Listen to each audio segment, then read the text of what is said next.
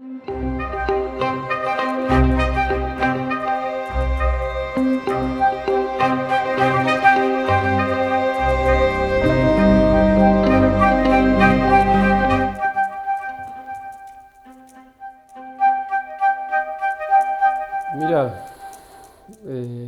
no sé en la primera infancia, no tengo tantos recuerdos, pero sí ya entrando cuando tenía 10 años, cuando tenía 9, 10 años, y hay tres hechos sin duda fundamentales en ese momento, en ese tiempo de Génesis.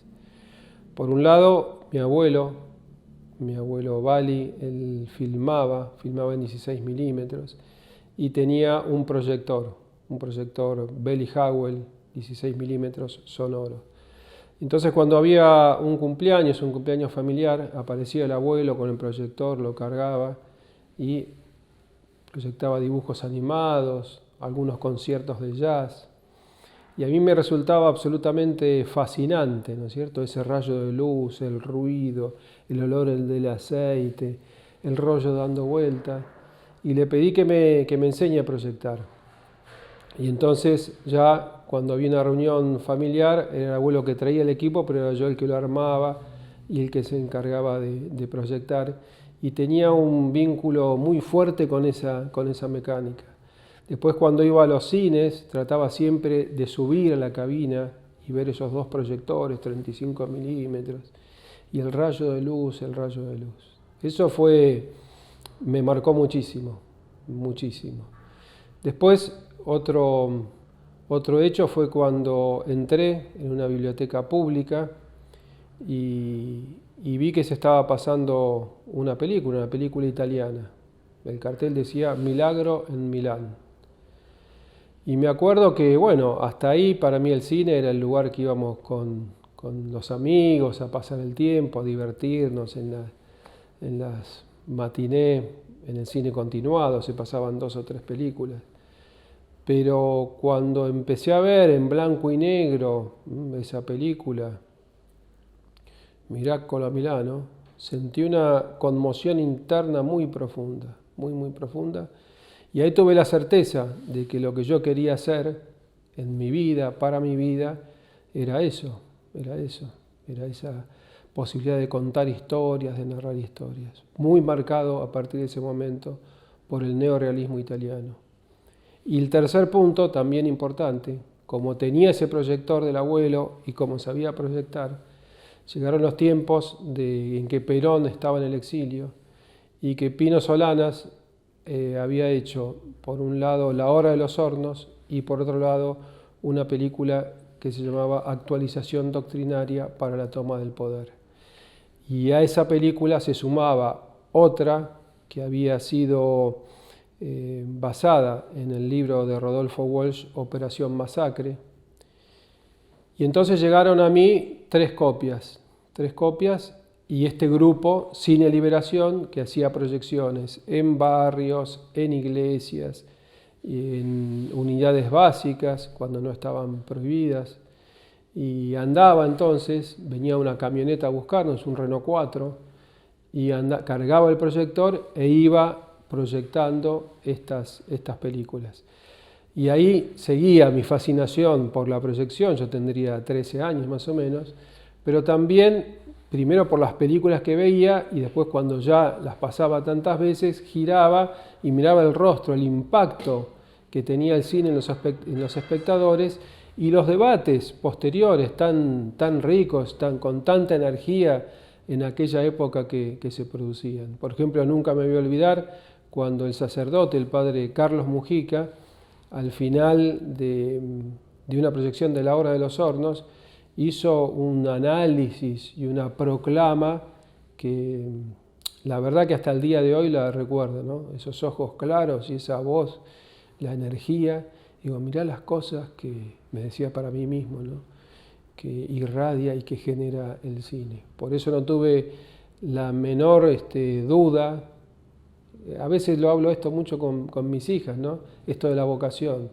Yo no tuve la menor duda de Ya en aquellos años, no solamente proyectar, sino con filmadoras 8 milímetros, empezar a filmar, y la certeza de que quería hacer eso, así que apenas terminé el secundario, me inscribí en el examen de ingreso, que era muy difícil, de la Escuela Nacional de Cinematografía, se llamaba CERC, ahora se llama ENERC, y tuve la suerte de ingresar. Digo suerte porque éramos muy pocos los que podíamos entrar, y a partir de ahí ya empezar por el camino de estudiante de cine. Pero estos 3 hechos que te cuento son los que sin duda definieron mi vocación, ¿no? Bueno, maestros he tenido muchos, he tenido en la escuela. Para mí hay 2 grandes maestros. Uno lo nombré recién, Espino Solanas, y el otro santafesino, Fernando Birri. Fueron hombres importantes por su actitud frente a la vida y por su obra, ¿no? Sin duda han sido los que más me formaron y los que claramente me definieron más que aquellos que tuve en la escuela de cine, a los cuales yo le tengo también un gran agradecimiento. Bueno, dirigir en cine es parte de un proceso, tiene que ver con la creación. El cine hay historias que de repente se empiezan a penetrar en tu espíritu, empiezan a penetrar en tu alma. Esas historias, en el caso de los cineastas, aparecen generalmente con imágenes, o al menos a mí personalmente me aparecen con imágenes. Es un proceso que de alguna manera se parece al de una enfermedad. Entra el virus en tu cuerpo y empieza ahí a trabajar, imágenes, textos. Eso se va transformando en palabras, en un guión, en una estructura dramática. Y llega un momento que lo tenés tan adentro que la única manera de curarse esa enfermedad es terminar la película.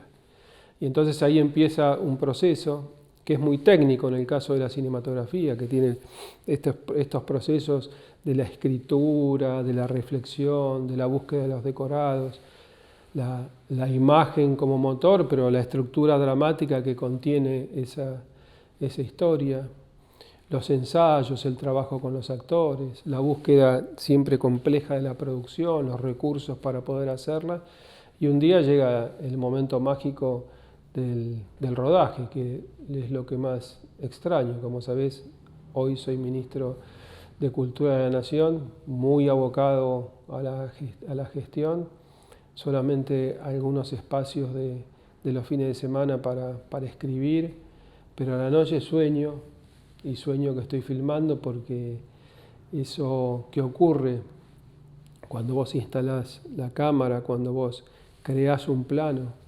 No nos olvidemos que la cámara es una máquina, lo que hace es captar rayos de luz, ¿no es cierto?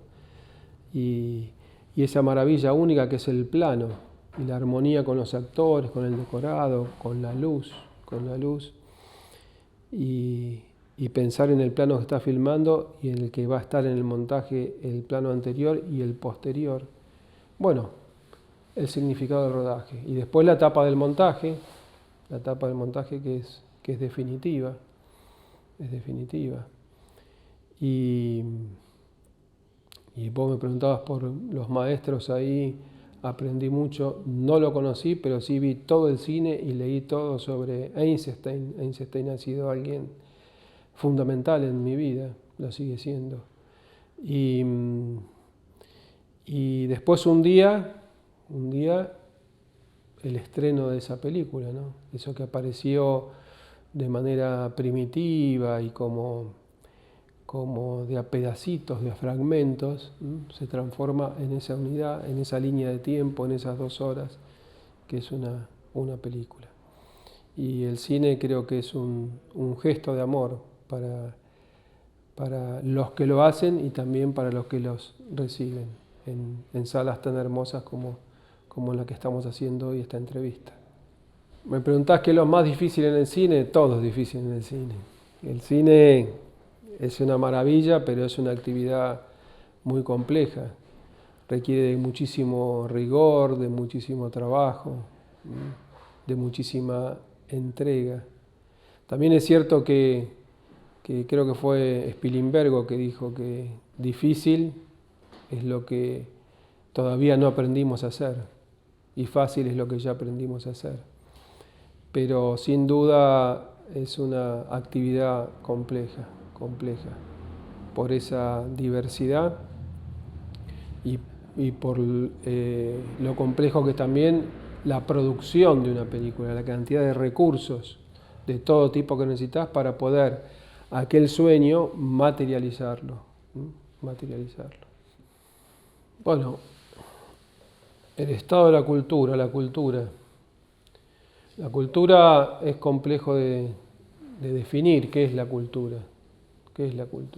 Muchas veces entendemos o se entiende o entienden que la cultura son las expresiones artísticas, sin embargo esa palabra cultura engloba mucho más cosas. Horacio González decía que la cultura es esa estructura invisible que sostiene una sociedad. Desde el punto de vista etimológico, la cultura deviene de cultivo, de esa actividad que hace la humanidad, hombres y mujeres, en comunidad desde tiempos ancestrales, trabajando para que la tierra dé sus frutos. Ese encuentro de la semilla con la tierra, con el agua, con la energía que viene del sol, la luz, para que surja la vida. Y ahí está este concepto de cultura, que tanto hay que alimentar. Y en los tiempos que estamos viviendo, atravesamos esa pandemia. Algunos pensaban que de esa pandemia, después de tanta muerte, tanto sufrimiento, íbamos a salir mejores. Y sin embargo, vos ves nuevamente la guerra, la muerte allí presente, la cultura de la muerte. Estos tiempos de hiperconcentración de la riqueza, en tan pocos, tanta riqueza económica. Estos tiempos donde a veces parecería que el Homo sapiens se empecina en destruirse y en autodestruirse. La destrucción de la madre tierra, la destrucción del planeta, el cambio climático, los nuevos desafíos que nos lleva esta cultura digital, por definirlo de alguna manera. Irrumpió en un momento. Yo el otro día en el discurso que di en la apertura de la Feria del Libro, me vino el recuerdo cuando justamente con Birri, Fidel, Gabriel García Márquez, la creación de la Escuela de Cine de San Antonio de los Baños, más o menos año 1984, 1985, llegó Gabo y mientras pensábamos los planes para la escuela, nos contaba que había dejado de lado su máquina de escribir y que empezaba a escribir en un procesador de texto. Nos dijo que era una cosa que no sabíamos qué era bien. Y que le había cambiado no solamente la velocidad para producir, que podía escribir mucho más rápido, sino la forma de escribir. Fijémonos desde 1984 a 1985, a nivel de digitalización de la palabra, de la imagen, del sonido, lo que ha ocurrido. Es increíble en tan poco tiempo histórico. De repente nosotros que editábamos con la electromecánica, con las moviolas, cortando la película y pegándola, estamos frente a una computadora que podía hacer de una manera totalmente distinta estos procesos. Y de repente la llegada de la Internet, y por esas fibras ópticas y los sistemas satelitales, circulando por todo el planeta, la comunicación o una imagen o un sonido, junto a los flujos financieros, dando vuelta en torno a la velocidad de la luz por todo el planeta. Y el significado cultural que tiene esto, ¿no? Y cómo se va viendo esa concentración que veíamos antes en lo territorial, mucho mayor en esta cultura digital, 5 o 6 empresas. Si hoy agarrás el ranking de las empresas más poderosas del mundo, lo son de las que administran estas tecnologías. Y el último desafío tan reciente, 1 año atrás, 2 años atrás, la inteligencia artificial, con la maravilla que es la inteligencia artificial, pero con este concepto de la destrucción también. Esas imágenes apocalípticas, de los robots manejados con inteligencia artificial, o las computadoras, o las que administran estos misiles hipersónicos que vuelan a 6.000 o 12.000 kilómetros por hora, y ya no es más el general o detrás de la arena los que toman las decisiones, sino que las toma la inteligencia artificial también con una celeridad, porque si no, no se puede dar respuesta, y ahí el abismo de la hecatombe atómica. Bueno, todos estos desafíos que son culturales, que son de nuestros tiempos, a mí me llevan a una reflexión que a pesar de toda la transformación, siempre está ese dilema. Está la cultura de la muerte, sí está la cultura de la muerte, pero está la cultura de la vida. Está esa cultura del sálvese quien pueda, del individualismo, sí está, pero también está la cultura de la solidaridad. Está la cultura de la solidaridad, la cultura del encuentro, la cultura de la destrucción del planeta, sí, pero también está la de la salvación y la del cuidado. Entonces, en este mundo nos toca movernos. Y claro que sí, que la cultura, esa palabra tan hermosa, tan profunda, tiene una centralidad absoluta, absoluta. Y se trata para mí de cultivar estos modelos de defensa finalmente de la vida, ¿no? De defensa de la vida. Así que en esa tarea estamos. Y nosotros miramos de este lugar del mundo, desde el sur, desde Sudamérica. Creemos en eso que decía tan bellamente José Martín, ¿no? Creemos en nuestra América, y que esta transformación o esta puesta en la vida la tenemos que hacer a nivel regional y en forma conjunta. A lo largo de mi vida yo he andado por los caminos del cine documental y por los caminos del cine de ficción. Por supuesto que son dos lenguajes distintos, son lógicas distintas, pero muy hermosos ambos, y sé de la profundidad de cada uno de ellos. Si me preguntás hoy, estoy casi, vamos a hacer una palabra, desesperado por hacer una ficción. Siento que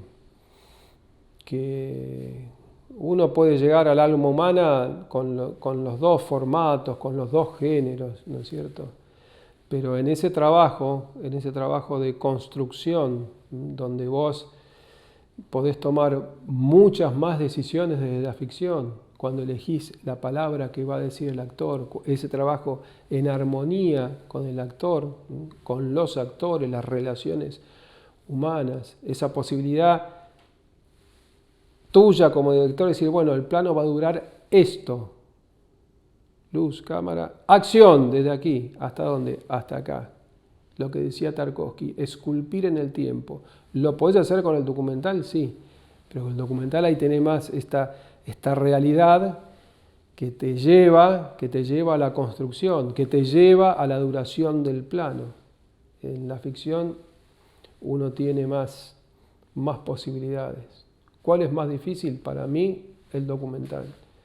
¿Y cuál te gusta más, Tristán? Los dos géneros me parecen extraordinarios. ¿Qué harías hoy? Sin duda, y espero que esto acontezca pronto, una película de ficción.